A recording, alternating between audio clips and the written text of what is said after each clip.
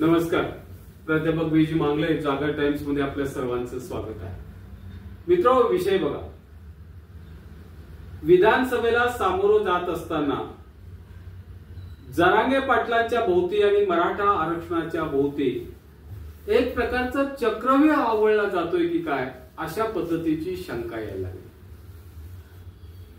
राज्यातील सत्ता मिळवणं हे एकमेव ध्येय, या ध्येयानं पछाडलेल्या भारतीय जनता पार्टीचे नेते राजकारण, समाजकारण, अर्थकारण कोणत्या स्तराला नेऊन ठेवतील काही सांगता येत नाही, अशी आजची परिस्थिती आहे. माजी मंत्री अनिल देशमुख यांना ज्या पद्धतीने गुंतवले आणि 12-13 महिने त्यांना जेलमध्ये सडवले, हे एक देवेंद्र फडणवीस साहेबांच्या नीतीचे उत्तम उदाहरण आहे असं म्हणावं लागेल. अर्थात या बाबतीत अजून बरेच खुलासे बाकी आहेत, हेही लक्षात ठेवा. मित्रो, आपला आजचा विषय, राज्यामध्ये भारतीय जनता पार्टीची सत्ता आहे आणि शिवसेनेचे एकनाथ शिंदे हे जरी मुख्यमंत्री असले तरीही अंतिम शब्द हा देवेंद्र फडणवीस साहेबांचा आहे, आपल्याला माहिती आहे. अजितदादांना सुद्धा फारसा स्वतंत्र अर्थ नाही. एकनाथ शिंदे साहेबांना शिवसेना फोडल्याचे बक्षीस म्हणून मुख्यमंत्रीपद भाजपनं दिलं आहे, हेही आपल्याला माहिती आहे. राष्ट्रवादी फोडल्याबद्दल अजितदादा पवार यांना मुख्यमंत्रीपद दिलं आणि त्यांचा सत्कार केला. 70,000 कोटीचा भ्रष्टाचाराचा आरोपही त्यांच्यावर केला होता. विधानसभेसाठी भारतीय जनता पार्टी, शिवसेना आणि राष्ट्रवादी मिळून 200च्या वर आमदार आहेत.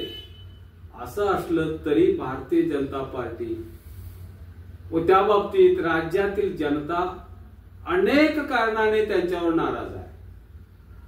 प्रामुख्याने शिवसेना आणि राष्ट्रवादी पक्ष फोडलेला महाराष्ट्रातील जनतेला आवडलेलं नाही आणि आंदोलनाला प्रति आंदोलनाने शह द्यायचा, ही जी फडणवीस नीती आहे, ही तर अजिबात आवडलेली नाही. सत्ताधारी पहिली काळजी करतात ती गुजरातची, अशी महाराष्ट्राची तमाम जनता म्हणते. कोणती गोष्ट असू दे, राज्यातील उद्योग गुजरातला जात असताना, स्थानिक बेरोजगारीचे संकट प्रचंड भयंकर मोठे असताना ते लक्ष सुद्धा द्यायला तयार नाहीत, अशी आजची स्थिती आहे. अशा परिस्थितीत मराठा आरक्षण प्रश्न या प्रश्नावरती लोकसभेच्या वेळा भारतीय जनता पार्टीच्या वाट्याला नामुष्की यावी, अशा पद्धतीनं या आरक्षणानं दणका दिला. अर्थात याच निकालानं विधानसभेच्या महाविकास आघाडीच्या यशाचा पाया देखील रचलाय, असं म्हणावं लागेल. विधानसभेला महाविकास आघाडीच्या किमान 150 जागा येतील, अशी स्थिती त्यातूनच निर्माण झालेली आहे, हेही लक्षात घ्या. तेव्हा या परिस्थितीवर मात करून महायुतीची सत्ता आणण्यासाठी देवेंद्र फडणवीस की जे प्रमुख आहेत, त्यांनी अनेक प्रकारचे असे काय आपण कंबर कसले असं म्हणू, मिशन मराठवाडा, मिशन मराठा आरक्षण, मिशन शेतकरी, मिशन महिला कल्याण, अशा अनेक अशी गोंडस नावं त्यांनी दिलेली आहेत. वेगवेगळी लोक त्या प्रत्येक बाबतीत त्यांनी नेमलेली आहेत. आणि या सगळ्यापैकीच एक म्हणजे ओबीसी प्रवर्गातून मराठा योद्धा मनोज जरांगे पाटील यांनी मराठा समाजासाठी मागितलेले आरक्षण, की जे गेले 1 वर्ष आंदोलनाभोवती देवेंद्र फडणवीस साहेब सगळ्यांना फिरवण्यात यशस्वी ठरलेले आहेत, त्याचा फटका अर्थात त्यांनी लोकसभेला घेतलेला आहे. काही वेळा साक्षात छत्रपतींच्या पायाची शपथ मुख्यमंत्र्यांनी घेतली होती. प्रत्येक उपोषण सोडवते वेळी शासनाचं शिष्टमंडळ आलं, त्यांनी वेळ मागून घेतली का मारून नेली, हे विचार करण्यासारखा प्रश्न आहे. एकदा तर विशेष अधिवेशन बोलावून या अधिवेशनामध्ये प्रश्न सोडवण्यात येईल असं म्हटले, पण प्रत्यक्षात न मागितलेले घटनाबाह्य असे 10% आरक्षण दिले. सांगाव्यात तेवढ्या गोष्टी थोड्या आहेत. आणि या मराठा आरक्षणात जे आपल्या डोक्यावरती मारलंय त्यामुळं म्हणजे SCVC मोठा घोळ घातलाय, तो म्हणजे या आंदोलनामुळं मराठ्यांना EWS आंदोलन मिळत नाही आणि मुलांची प्रचंड मोठी गोची झाली, फार मोठी गोची झाली. काय करायचं त्यांना समजत नाही. आणि दुसरा ते नॅरेटिव्ह असं जाहीर करतात की मनोज जरांगे पाटलांच्या SC आंदोलनामुळं तुम्हाला EWS मिळत नाही. मराठ्याची मुलं खोडी नाही आहे, त्यांना हे चांगलं समजलंय. त्यांनी स्पष्ट सांगितलंय की देवेंद्र फडणवीस साहेबांनी न मागितलेलं जे 10% आरक्षण SCBC मधून दिलं त्यामुळे EWS आपल्यापासून दूर गेलं, हे सगळ्यांना समजलंय. आणि त्यामुळेच EWS आरक्षण मराठ्यांना मिळत नाही. आणि ते मिळत नाही का मिळत नाही तर ते मनोज जरांगे पाटलांच्या मुळे मिळत नाही, अशा पद्धतीचं नेरेटिव्ह सामाजिक माध्यमातून ते सातत्यानं BJP सांगत असते, फडणवीस साहेब सांगत असतात. मी काही मुद्दे सांगतो की जो चक्रव्यूह आता निर्माण करायचा, रणनीती जी निर्माण करायची चालली आहे फडणवीस साहेबांची, ती मराठ्यांना आरक्षण द्यायचं नाही. त्यासाठी त्यांनी 10% आरक्षण जे घटनाबाह्य आहे त्याच्यामुळे EWS संधी सुद्धा त्यांनी हाणली, बाजूला मारून नेली, मिळत नाही मराठ्यांना. 2, सोशल मीडिया आणि समाज माध्यमातून असा खोटा प्रचार सातत्यानं केला जातोय की OBC प्रवर्गातून मराठ्यांना आरक्षण कसं देता येत नाही आणि ते किती गैर आहे, इतर लोक उठवून बसवले. सातत्यानं सोशल मीडियामधून हे काम चालू आहे. भारतीय जनता पार्टीचे तथाकथित तज्ञ सातत्यानं या बाबतीत मांडणी करत असतात आणि मराठा समाजाला भुलवण्याचा प्रयत्न करतात. 3, भुजबळ साहेब मराठा आरक्षणाला खऱ्या अर्थाने देवेंद्र फडणवीस साहेबांच्या सांगण्यावरून ज्यांनी खो घातला अशी पहिली व्यक्ती आणि OBC प्रवर्गातून आरक्षण मिळण्यास ज्यांनी म्हणजे बेकायदेशीर आहे असं ज्यांनी सांगितलं ते म्हणजे छगन भुजबळ. इतकंच काय, त्यांनी असं सांगितलं की शासनाने दिलेली प्रमाणपत्र सुद्धा, कुणबी प्रमाणपत्र सुद्धा बोगस आहेत असं ते म्हणायला लागले. अनेक OBCच्या रॅलीज कडून त्यांनी मराठा आरक्षणाला विरोध केला भुजबळ साहेबांनी आणि त्याचं त्यांना फळ दिलं फडणवीस साहेबांनी. त्यांच्यावरच्या केसेस रद्द केल्या. भाजप, चौथा मुद्दा सांगतो, भाजपच्या काही आपल्याच आमदारांच्या मार्फत मनोज जरांगे पाटलांच्यावरती जोरदार तक्रारी करायला सुरू होत आहे सध्या. त्या एका ह्याचा भाग आहे, रणनीतीचा भाग. त्यामध्ये सध्या नारायण राणे साहेब माजी मुख्यमंत्री आहेत, त्यांची 2 मुलं आहेत, आमदार प्रसाद लाड आहेत, प्रवीण दरेकर आहेत, अनेक असे खुशामत करणारे नेते आहेत. ते मनोज दादांच्यावरती आरोप करतायत. अर्थात त्याच वेळा त्यांनी त्यांची खुशामत करणारेही भाजपचे काही राजेंद्र राऊतांच्या सारखे आमदार मनोज दादांच्याकडे पाठवले. ही रणनीतीचा त्यांचा भाग आहे.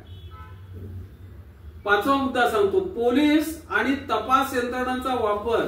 भाजपच्या काळात राजकारणासाठी तपास यंत्रणांचा वापर टोकाचा झाला. त्याचं उत्तम उदाहरण म्हणजे अनिल देशमुख साहेब, माजी गृहमंत्री, यांच्या बाबतीत झालेला तपास यंत्रणांचा वापर अत्यंत गलिच्छ उदाहरण असं म्हणावं लागेल.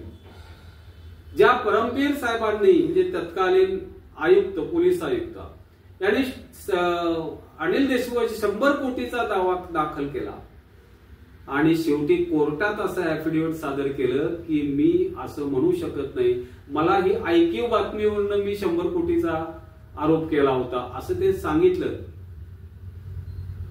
किती नामुष्की आहे बघा. आणि फडणवीस साहेबांच्या राजकारणाचा स्तर आपल्याला यातून दिसून येतो साहेब. 6वा मुद्दा सांगतोय, आंदोलनाला प्रति आंदोलन करणं ही फडणवीस साहेबांची नीती आयुष्यात पहिल्या वेळा या देशात म्हणजे अंमलात आणली गेली. मराठा आरक्षणाला प्रति आंदोलनानं शह द्यायचा, त्यासाठी त्यांनी ओबीसी आरक्षण भुजबळ साहेबांच्या नेतृत्वाखाली उभं केलं. आज हाके असतील, नवनाथ वाघमारे असतील, या सगळ्यांनी आंदोलन सुरू केलंय.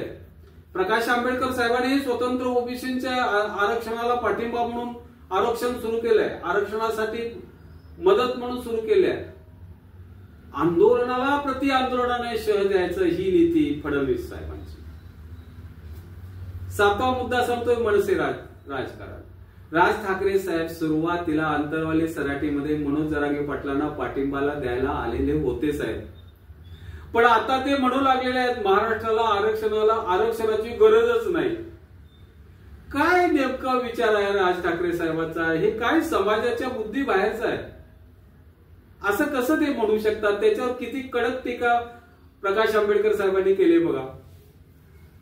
8वा मुद्दा सांगतोय, जरांगेंच्या आंदोलनातच व्यक्तीला, त्यांच्या आंदोलनातीलच व्यक्तीला विरोध करायला लावणं ही खास नीती आहे फडणवीस साहेबांची.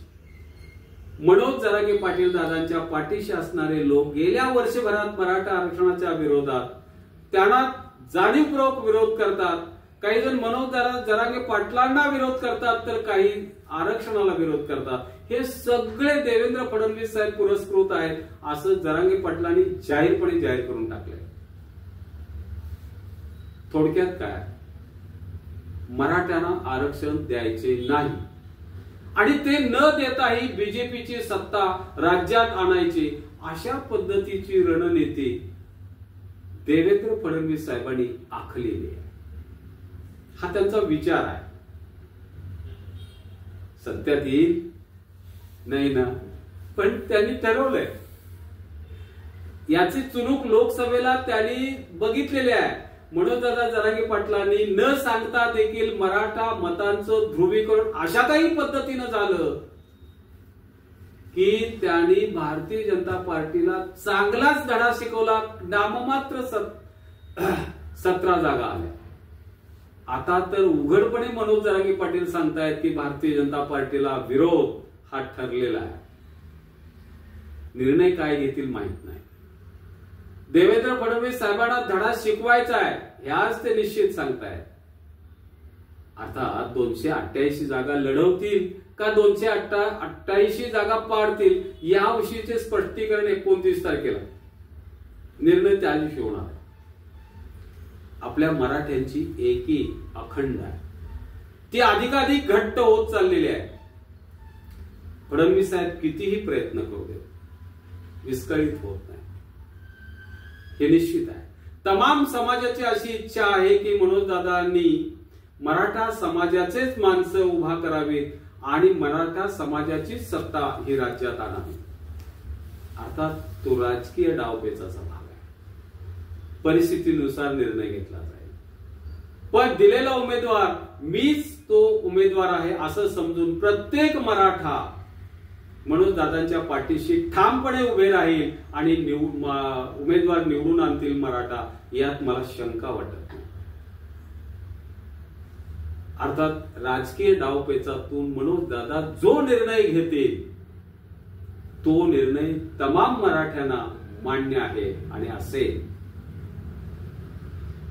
मुळातच भाजपच्या राजकारणावरती जनता नाराज आहे मित्र. ज्या पद्धतीने शेतकऱ्यांना फसवलं, महिला वर्गाला फसवलं, प्रचंड बेरोजगारी वाढतोय तर तिकडे लक्ष देत नाही, महागाईनं कळस घातलाय, कुणाचं लक्ष नाही, भ्रष्टाचार वाढलाय आणि अशा परिस्थितीत जनतेची मानसिकता भाजपला सत्तेवर आणण्याची नाही, त्यांना मतं देण्याची नाही, म्हणून तर त्यांनी अनेक प्रकारची आकर्षणं म्हणून म्हणजे लाडकी बहीण योजना सारख्या अनेक योजना आणल्या, पण त्यात ते यशस्वी होतील का हे काळ ठरवेल. माझ्या मताप्रमाणे नाही. आपली स्वतंत्र यंत्रणा मनोजदादा उभा करतील का हे सुद्धा 29 तारखेला ठरेल. जर तसं झालं तर मुसलमान समाज, धनगर समाज, लिंगायत समाज अशा अनेक समाजाला एकत्रित घेऊन मनोजदादा ही मोठ बांधतील असं सर्वांनाच वाटतंय.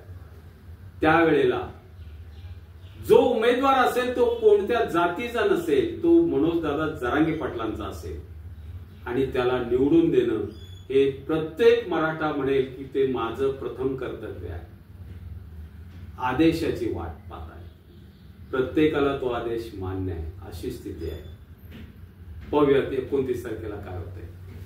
तोपर्यंत धन्यवाद. माझे हे पोस्ट आपल्याला कसं वाटले हे कमेंट करून सांगा आणि लाईक, शेअर आणि सबस्क्राईब करा. धन्यवाद.